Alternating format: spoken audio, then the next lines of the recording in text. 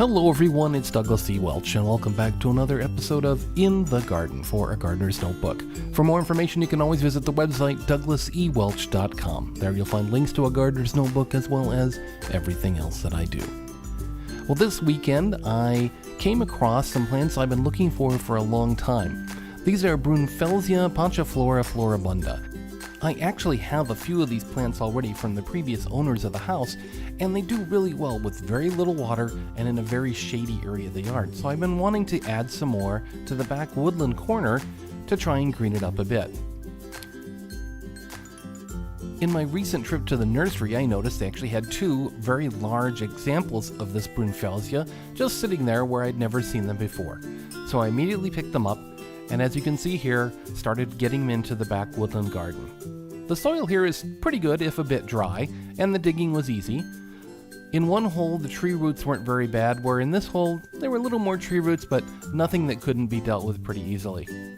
The plants went in the ground easily, just knocking them out of the pots, separating the roots a little bit, and then setting them in at the proper height. These plants are also situated along an already existing soaker hose, so they'll be sure to get a little extra water as they settle into place.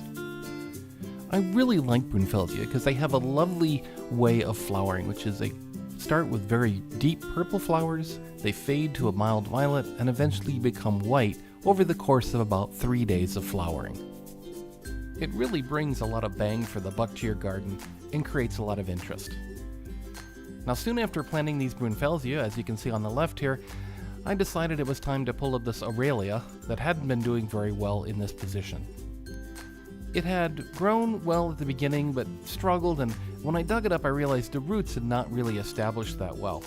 Now I'm hoping that by potting it up and giving it some TLC in the greenhouse over the next couple of weeks, we might be able to eventually grow it on and get it back out into the garden where it belongs. That's it for this episode of In the Garden. If you enjoyed the video, here's another video you might enjoy. You'll also see here a link to click to subscribe to our channel, and also a link to visit the Gardener's Notebook website.